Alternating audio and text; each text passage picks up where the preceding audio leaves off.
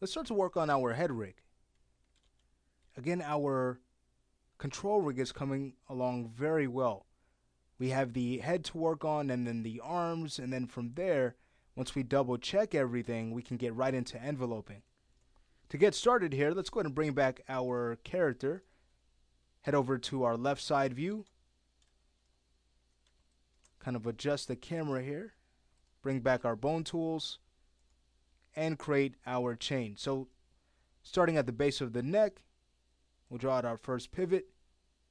That would rotate from, and then the head bone right where the head would rotate from. And then we can draw out a nub at the top. Okay, great. So exiting the tool, heading over to our perspective. Before we start to add controls and things like that, let's go ahead and first understand exactly what we want to accomplish with this head rig. Now, at times you may find a separate head and neck control on certain control rigs, and that might work well, but I like to work with something a little bit more efficient. Now, of course, that all depends on the type of character you're working on, but I find for a normal bipedal character like this, making something a little bit more efficient is going to work for us excellently. What I mean by that is, if we were to have a control that not only rotates the neck and head by just that one control, we have done a great job at making this control efficient.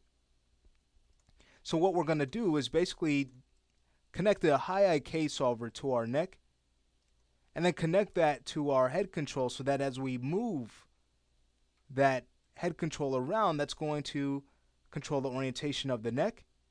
But as we rotate the control, we can orient the head. Okay, so that's what I'm talking about with the efficiency. Getting the most amount of control we possibly can from just one object. To get started here, let's go ahead and rename these. We can color code them, turn on their fins, and continue with the rigging setup by getting that efficiency that we were just talking about. Starting with the neck, that's going to be bn underscore neck01. Can move to the head next. It's going to be bn underscore head01. Right at the top, that's be head end. Selecting the neck, we can hold down control, press page down to get to the entire chain. Head over back to our bone tools and choose a color scheme for this. Let's say we use a start color of red. And then for our end color, we can go with yellow, just to make this gradient look interesting. Okay, there we have it. From here, what we're going to go ahead and do is set up our high IK solver, and then we can work on doing the fins. So I'll just go ahead and create that, selecting the neck, attaching that to the head. We'll call this high IK underscore neck 01. So as we move this around, again, you get an idea of the functionality we're going to be able to get. With the control we're about to make, it's going to allow us to have full control over the head's rotation, not like what we're getting now. All right. If the setup was like this, of course, we'd have some counter keying to do, rotating the head back as we move the neck forward. All right, let's go ahead and turn on fins for these. So for the neck, head over to the modify panel, turn on the side fins, bring those in. Say about a value of 1 would work well. Can turn on the front fin, bring that in to about 1.2. And the back fin will bring that in as well. So like a value of 1.3 would work nice. Alright, from there we can go ahead and do the same for the head bone. Alright, so we'll turn on the side fins, bring those out. Bring up the start taper, bring down the end taper. Turn on the front fin.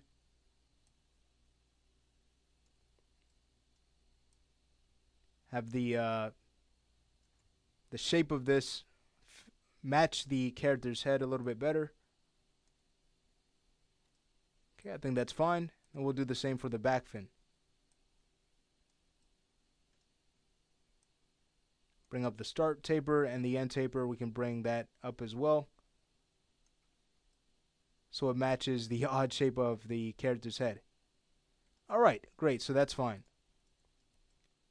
Now as far as our controls for this, what we're basically going to do is set up a helper that's going to be oriented to the head, but aligned to the position of our IK goal. From there we can set up just a few constraints, an orientation and position constraint, and once that's done, when we set up the actual animation head control, it's just going to be a simple link. Alright, so by doing it this way, we can kind of speed up our workflow. I'll go to the create panel and let's head over to our helpers and create another point helper. I tell you, this entire rig is going to be made up of point helpers, but that's fine as long as it gives us what we want. Alright, from there I'm going to go ahead and choose align and align that to the head bone. Not only in position, but orientation as well. Choose OK, and there we have it. So now this helper is aligned to the position of the IK goal and oriented to the head. From here, we can go ahead and set up our constraints. Selecting our IK goal, we'll choose position constraint and constraint to the helper. Select the head, orientation constraint that to the helper as well, and here's what we end up with. As we move that helper, again, that's going to control the next rotation. As we rotate it, we now have control over the head's rotation. Very efficient. Now let's go ahead and discuss linking, and then we'll close out the lesson and make our primary head control in the next to finish this up. As far as linking goes, we want the neck and the IK goal linked to the chest.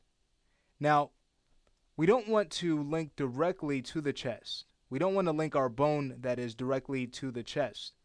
The reason why is we're not going to get the twisting we want. We're actually going to get this additive twisting. If I were to quickly show you that, selecting the neck bone, we can go ahead and link to the chest. Okay, you can see it kind of shift on us, and as we move this around, notice the extra twisting that we have. That's not good. So how can we bypass that? What we can do, I'll go ahead and undo that link. There we go. What we can do is actually set up another helper that's going to have this neck constraint to it, and then we could link that helper back to the chest. That way, with the neck not directly linked, we don't have that additive twisting. So let's go back to our create panel and we'll use another point helper. Love these things. From there, we'll go ahead and align that in position and orientation to the neck. Let's say we head over to the modify panel, decrease its size, let's say maybe to about 5. And we can also give this a different color. Here we can go with a yellow.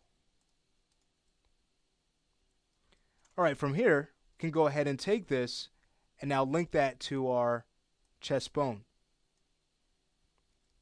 Now it's just a matter of setting up our constraints.